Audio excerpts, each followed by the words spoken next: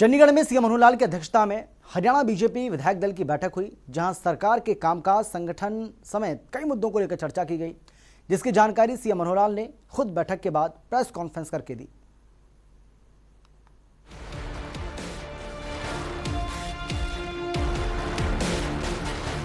चंडीगढ़ में हरियाणा बीजेपी के विधायक दल की बैठक हुई, जिसकी अध्यक्षता मुख्यमंत्री मनोहर लाल ने की। बैठक का आयोजन हरियाणा निवास में किया गया। इस दौरान हरियाणा बीजेपी के संगठन मंत्री रविंद्र राजू और पार्टी प्रदेश अध्यक्ष ओपी धनखड़ भी मौजूद रहे।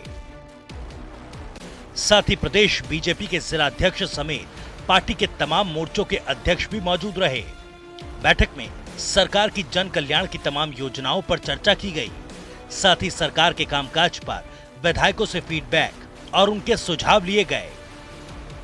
बैठक में पंचायत चुनाव और निकाय चुनाव को लेकर भी चर्चा की गई। वहीं मुख्यमंत्री मनोहर लाल ने बैठक की जानकारी दी। पार्टी के जिलाध्यक्ष हैं, हर महीने उनके साथ मैं एक बैठक करता हूं। कुछ विषय सरकार की ओर से, कुछ पार्टी संगठन की ओर से जिलाध्यक्षों को बताए जाते हैं। जिलों की भी रिपोर्टिंग जो है जिलाध्यक्षों के माध्यम से हमको मिलती है।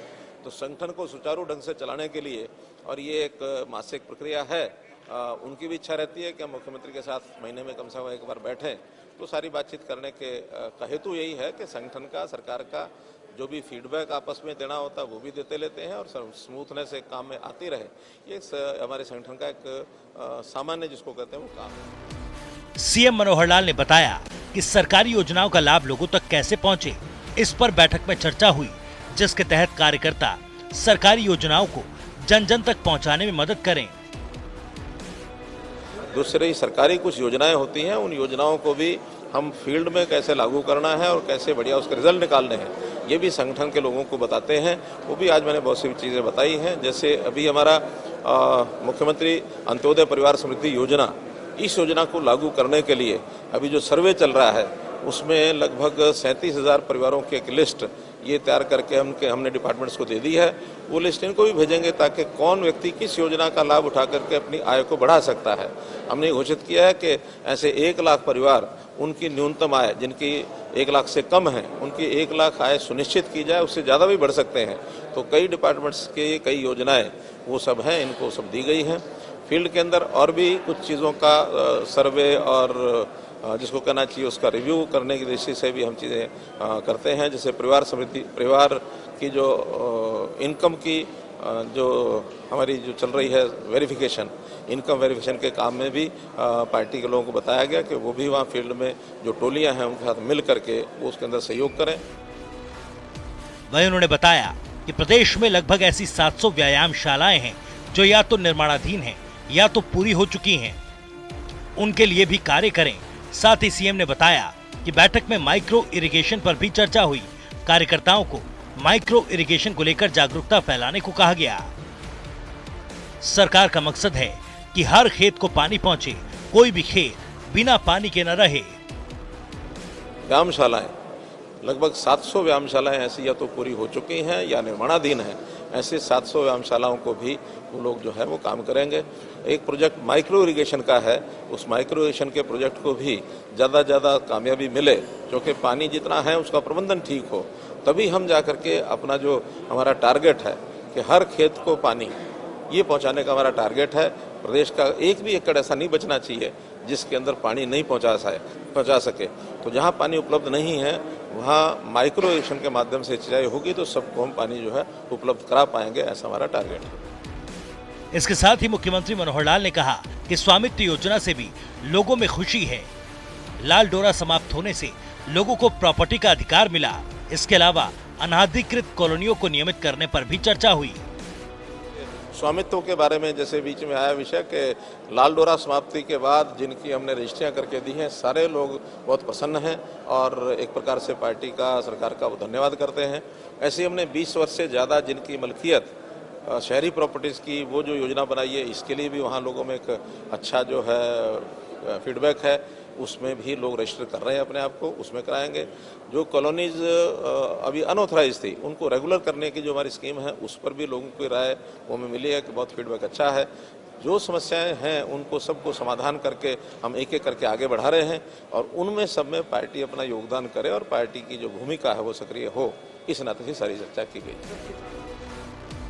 वहीं सीएम मनोहर लाल ने बताया कि बैठक में पंचायत चुनाव पर भी चर्चा हुई, जिसके तहत विधायकों और जिला अध्यक्षों ने चुनाव की मांग की। हाईकोर्ट में 22 अगस्त को इस मामले पर सुनवाई होनी है और इसके बाद सरकार कोई फैसला करेगी।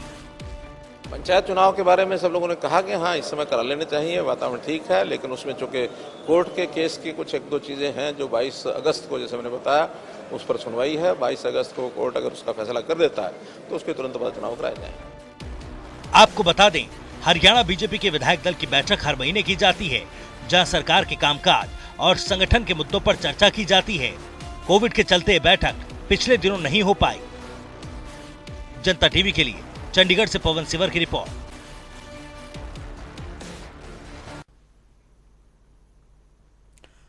वहीं आंदोलनकारी नेता गुरनाम सिंह चड़ूनी ने पंजाब के चुनाव में लड़ने वाले बयान पर सीएम मनोहर लाल ने कहा है कि इससे साफ होता है कि उनकी मंशा सिर्फ राजनीतिक है।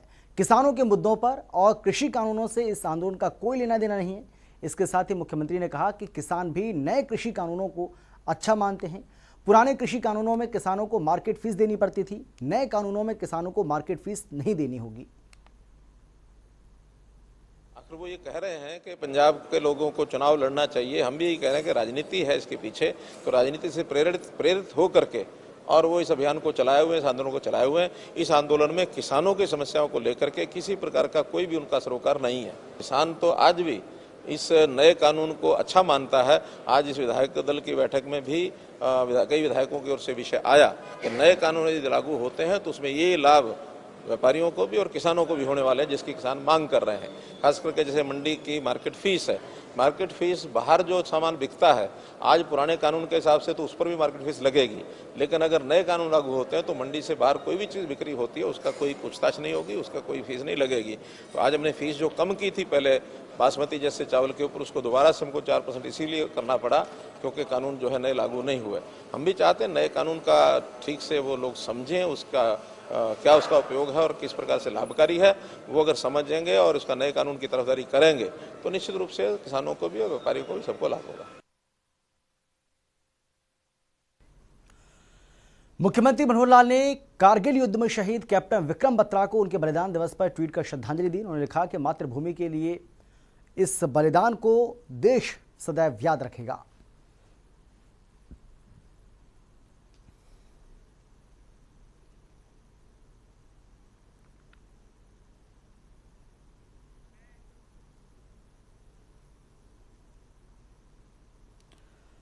कारगिल युद्ध में मां भारती की रक्षा के लिए अपने प्राणों की आहुति देने वाले देश के वीर सपूत परमवीर चक्र विजेता कैप्टन विक्रम बत्रा को उनके बलिदान दिवस पर शत शत नमन।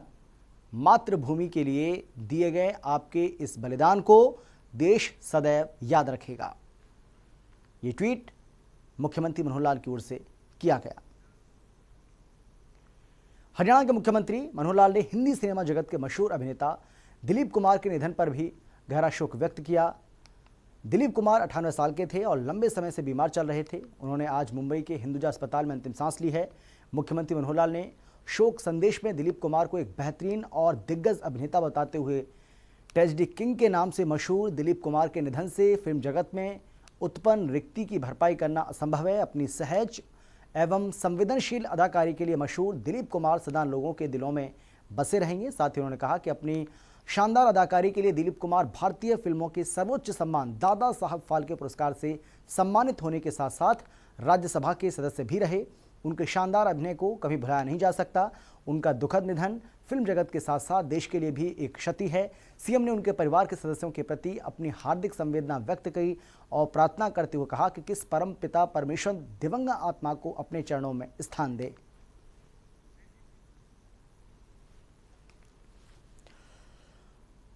तो ट्रेजेडी किंग के नाम से जाने जाने वाले दिलीप कुमार इस दुनिया में नहीं रहे। दिलीप कुमार के निधन पर मुख्यमंत्री मनोहर लाल की ओर से शोक व्यक्त किया गया। मुख्यमंत्री मनोहर लाल ने बाकायदा एक ट्वीट किया जिसमें उन्होंने कहा कि लोगों के दिलों में हमेशा दिलीप कुमार बसे रहेंगे। ये फिल्म जगत और देश के लिए एक बहुत बड़ी क्षति है जिसकी भरपाई करना संभव नहीं।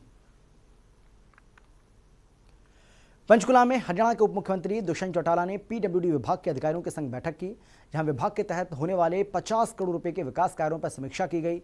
बैठक की अध्यक्षता करते हुए उप मुख्यमंत्री दुष्यंत चौटाला ने कई विकास कार्यों के मौजूदा स्टेटस का जायजा लिया। इस समीक्षा बैठक में पीडब्ल्यूडी विभाग के अतिरिक्त मुख्य सचिव सहित कई अधिकारी भी मौजूद रहे। डिप्टी सीएम दुष्यंत चौटाला ने पत्रकारों से रूबरू होते हुए बताया कि इस समीक्षा बैठक का ये फायदा हुआ कि जो काम अभी चल रहे हैं उनको लेकर उनकी टाइमलाइन तय की गई है ताकि उन्हें निश्चित समय अवधि में पूरा किया जा सके।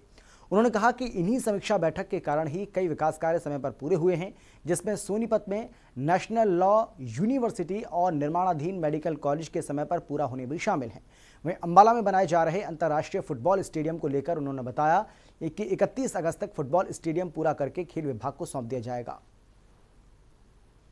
एक वर्ष 3 बार तमाम हमारे 50 करोड़ प्लस के जो प्रोजेक्ट्स हैं उनका रिव्यू लिया।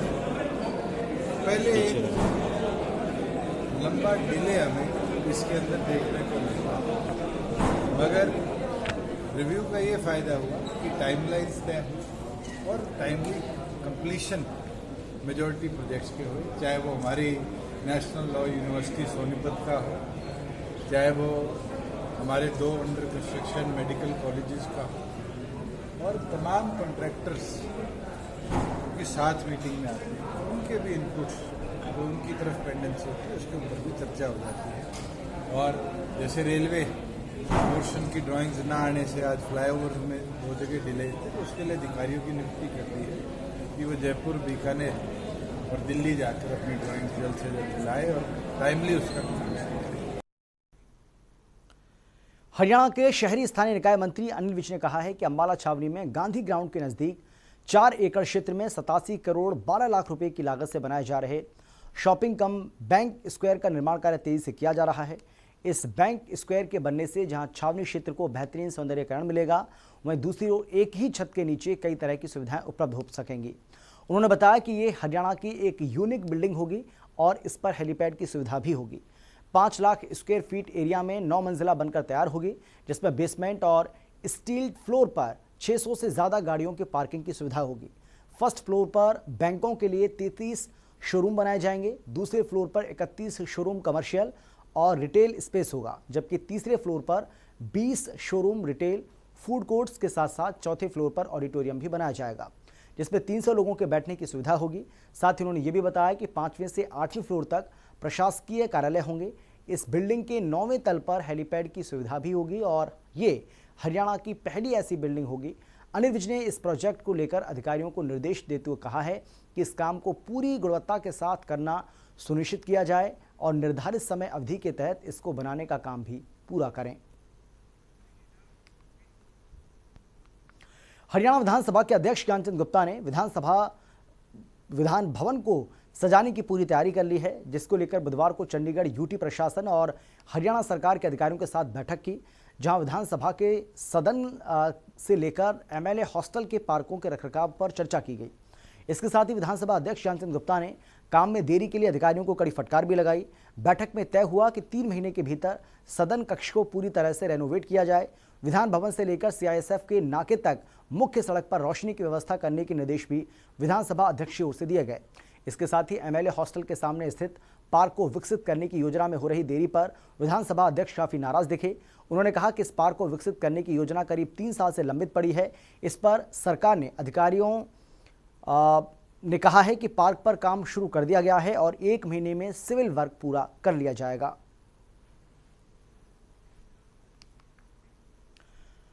नई शिक्षा नीति को लेकर चंडीगढ़ में मंगलवार को एक बैठक का आयोजन किया गया, जिसकी अध्यक्षता शिक्षा मंत्री कौलपाल गुर्जर ने की। इस दौरान कई अहम मुद्दों को लेकर चर्चा की गई, जिसकी जानकारी शिक्षा मंत्री कौलपाल गुर्जर ने बैठक के बाद दी। उन्होंने बताया कि हरियाणा में नई शिक्षा नीति को लागू करने के लिए तेजी से काम चल रहा है। सरकार में नई शिक्षा नीति को लागू करने से पहले ही कुछ काम शुरू कर दिए गए, जिसका उन्हें फायदा भी मिल रहा है। और नई शिक्षा नीति का मकसद युवाओं को मास्टर डिग्री देना ही नहीं, बल्कि रोजगार के अवसर भी बढ़ाना है। नई शिक्षा नीति 2020 के बारे में चर्चा के लिए इकट्ठे हुए थे और उसमें सभी ने हमारी एलिमेंट्री एजुकेशन है और सेकेंडरी एजुकेशन है, हायर एजुकेशन है, टेक्निकल एजुकेशन है, सभी के प्रतिनिधि इसमें शामिल हुए और उस आपने उसमें अपनी प्रस्तुति दी है किस प्रकार से हम सभी इस कार्य में लगे हुए हैं। और जो एक बड़ा एक लक्ष्य माननीय मुख्यमंत्री जी ने हमें दिया है कि 2025 तक हमने इस नीति को पूरी लागू करना है। और हमारे लिए एक बहुत अच्छी और उत्साहवर्धक बात यह है कि हमने कुछ कार्य पहले से शुरू कर दिए थे और वही नई शिक्षा नीति में भी हैं, जो हमने शुरू किया था वही नई शिक्षा नीति में भी हैं।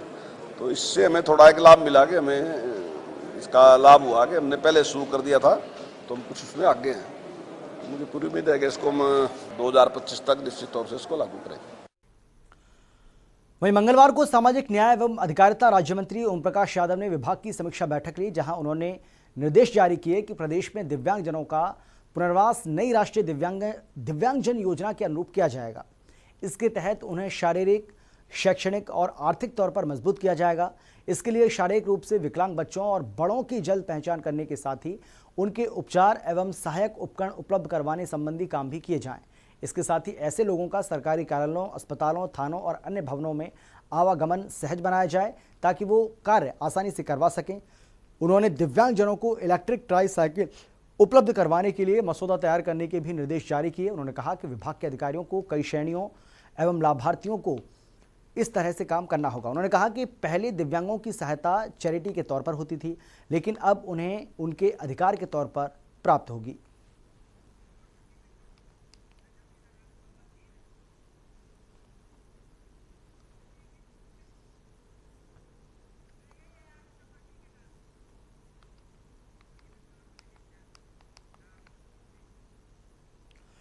चंडीगढ़ में हरियाणा बिजली विभाग के अतिरिक्त मुख्य सचिव पीके दास से हमारे संवाददाता पवन सवन ने खास बातचीत की है। इस दौरान पीके दास ने कहा है कि हरियाणा में बिजली की कोई कमी नहीं है। जो पावर कट लग रहे हैं या बिजली की आपूर्ति बाधित हो रही है, वो सिर्फ मेंटेनेंस के कार्यों की वजह से हो रहा है। बिजली व्यवस्था किस तरह से है, इस पर बातचीत करने के लिए मेरे साथ इस वक्त हरियाणा के बिजली विभाग के अतिरिक्त मुख्य सचिव पीके दास है। सर, प्रदेश में बिजली व्यवस्था कितनी है, इस वक्त बिजली उपलब्ध कितनी है? क्योंकि लगातार ये आरोप लग रहे हैं कि पावर कट ज़्यादा हो रहे हैं, ऐसे में व्यवस्था कैसी है सर? उपलब्ध बिजली कितनी है? हमारे पास करीब 12,000 मेगावाट की बिजली की व्यवस्था है और पिछले जब बारिश नहीं आई थी, मतलब 2 दिन पहले लगातार 4 दिन हमने 25 करोड़ यूनिट से ज़्यादा प्रतिदिन सप्लाई किया है। पिछले 2 दिन में बारिश थोड़ा थोड़ा जिलों में हो जाने के बाद हम 22.5 करोड़ यूनिट बिजली दे रहे हैं। सरकार की तरफ से और बिजली निगमों की तरफ से कोई पावर कट घोषित नहीं किया गया, ना ही किया जा रहा है।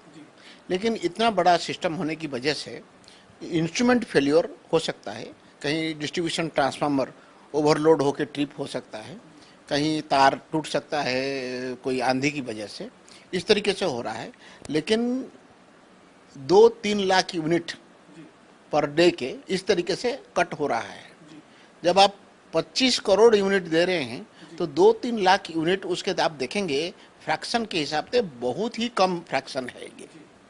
तो इसीलिए हमारे पास सफिशिएंट बिजली है और हम कंसिस्टेंटली सप्लाई कर रहे हैं, चाहे इंडस्ट्री हो, चाहे नॉन डोमेस्टिक हो, चाहे डोमेस्टिक हो, चाहे एग्रीकल्चरल हो, सभी को जो प्रॉमिस किया गया है उस मात्रा में बिजली मिल रहा है।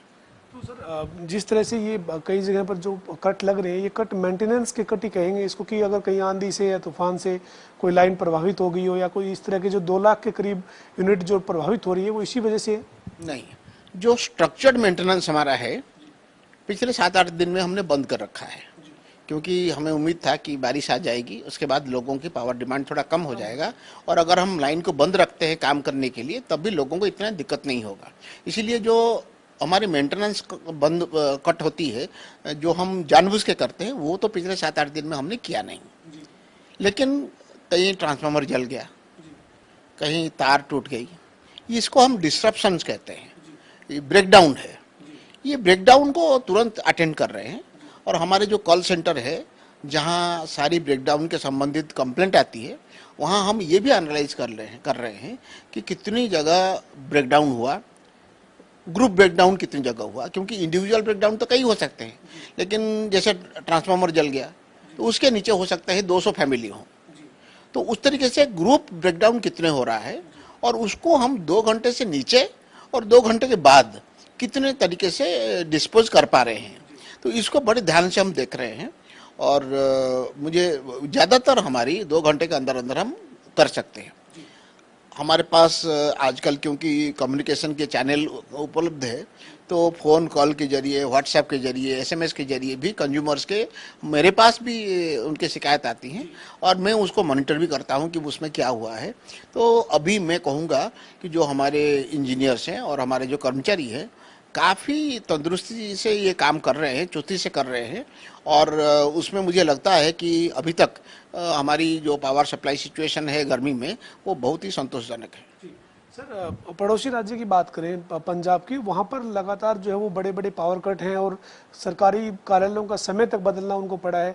ऐसी स्थिति आपने जैसे बताया भी है कि आपने पास बिजली उपलब्ध है, पर्याप्त बिजली उपलब्ध है, ऐसे में ऐसी स्थिति पंजाब में, ऐसी स्थिति हरियाणा में तो कोई अगर बारिश थोड़े दिन और नहीं होती है, मानसून में और देरी होती है, तो ऐसी कोई स्थिति तो नहीं बनेगी?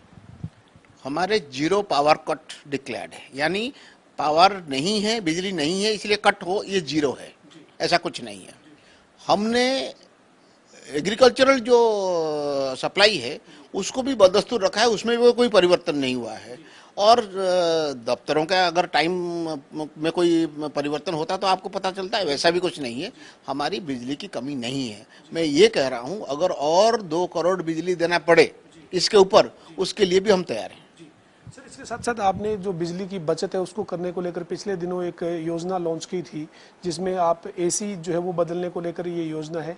ये योजना क्या है सर, इसका उपभोक्ताओं को किस तरह से फायदा हो सकता है? देखिए, आजकल AC जो है कुछ लोगों के लिए एक तो जरूरत बन गया है, और ज़्यादातर जो निम्न मध्यवित्त फैमिली हैं वहाँ ये एक एस्पिरेशन के रूप में देखते हैं कि भाई एक AC घर में होना चाहिए।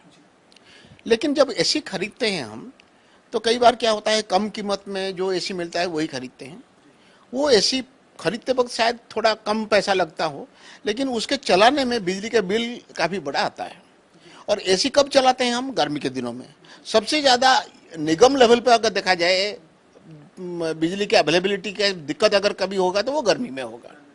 तो इसीलिए ये जो स्कीम हम लाए हैं, इसमें 3 बड़े AC बनाने वाले कंपनियों के साथ हमारा करार हुआ है, जहां वो 60% तक डिस्काउंट वो देंगे कंज्यूमर को, और वो ऐसे AC देंगे जो 7 स्टार रेटिंग के बराबर है। इससे क्या होगा, उन लोगों की डिस्काउंट में मिल गया अच्छा प्रोडक्ट, और उनके बिजली के बिल भी कम रहेगी, क्योंकि बिजली के बिल भी तो पेमेंट करना उन्हीं को है, तो वो भी कम होगी। तीसरी चीज, जब उनकी डिमांड कम होगा तो गर्मी के दिनों में एडिशनल पावर व्यवस्था करने की हमारी जो जरूरत है वो भी कम होगा। और जब आप बिजली जो है, ज़्यादातर हमारी बिजली जो है कोयले से बनता है, वो भी एक पॉल्यूटिंग एजेंट है, तो जितना हम अपने कार्बन फुटप्रिंट कम करेंगे उतना अच्छा है। तो जब आप एफिशिएंट AC चलाते हैं तो आप अपने और स्टेट एज ए होल हम अपने कार्बन फुटप्रिंट को भी कम कर रहे हैं। डॉक्टर साहब, ये जो AC की योजना है, इसमें कोई टारगेट रखा है कि इतने तक AC बदलेंगे, या फिर तमाम उपभोक्ता जो भी बदलना चाहता है अपना AC या नया लेना चाहता है वो इस योजना से जुड़ सकता है? हम लगभग 1 लाख AC या तो बदलेंगे या नया खरीदेंगे, इसके बंदोबस्त किया हुआ है। एक फैमिली का, एक कंज्यूमर को 4 से ज़्यादा नहीं मिलेगा, मतलब 1 रिप्लेसमेंट और 3 नया खरीद सकते हैं। अर्बन एरिया में रिप्लेसमेंट के लिए 2000 रुपये का सब्सिडी हम दे रहे हैं और 4000 रुपये नए खरीद के लिए दे रहे हैं। रूरल एरिया में इसका दुगना है, रिप्लेसमेंट के लिए हम 4000 दे रहे हैं और नया खरीदने के लिए 8000 दे रहे हैं। कुल मिला के 1 लाख AC तक इस बार इस तरीके से मदद करने के हमारा विचार है, और हमने एक पोर्टल बनाया हुआ है। जो कंज्यूमर AC चाहते हैं इस तरीके से, उनको वो पोर्टल में जाके अप्लाई करना होता है। बहुत धन्यवाद से बात करने के लिए। हमारे साथ हरियाणा के बिजली विभाग के अतिरिक्त मुख्य सचिव PK दास थे, जिन्होंने बताया है कि प्रदेश में बिजली की कोई कमी नहीं है, बिजली पर्याप्त उपलब्ध है, और साथ ही उन्होंने जो AC योजना है जिसके तहत बिजली की बचत करने की भी विभाग की कोशिश है, साथ ही उपभोक्ताओं को भी फायदा हो, इसको लेकर ये योजना शुरू की गई है, ये जानकारी दी है। वीडियो जर्नलिस्ट विजेंद्र सिंह के साथ पवन सिंह, जनता TV, चंडीगढ़। हरियाणा के सामाजिक एवं अधिकारिता मंत्री ओम प्रकाश यादव ने कहा है कि दौचाना डिस्ट्रीब्यूटर से करीब 87 लाख रुपए की लागत से पाइपलाइन के जरिए नांगल कांठा के जोहड़ में नहरी पानी पहुंचाया जाएगा। इसके लिए दोहान नदी के रास्ते से लगभग 5 किलोमीटर लंबी 150 mm की पाइपलाइन बिछाई गई है। इस संबंध में उन्होंने कहा कि गांव के लोगों ने स्थानीय विधायक और प्रदेश सरकार के मंत्री ओम प्रकाश यादव से मुलाकात की थी, जिसके बाद मंत्री ओम प्रकाश यादव ने लगभग 87 लाख रुपए की राशि सरकार से मंजूर करवाई थी, जिससे दोचाना डिस्ट्रीब्यूटर से लेकर गांव नांगल काठा तक नहरी पानी के लिए पाइपलाइन बिछाई गई है। गांव के जोहड़ में पानी भर जाने से गांव के पशुओं और मवेशियों के लिए पानी मिल सकेगा। नीचे गए जलस्तर में सुधार होगा, जिससे गांव नांगल कांठा के आसपास लगते किसानों को भी फायदा मिलेगा। और फिलहाल इतना ही, छोटे से ब्रेक के बाद फौरन लौट रहे हैं। आप देखते रहिए जनता टीवी।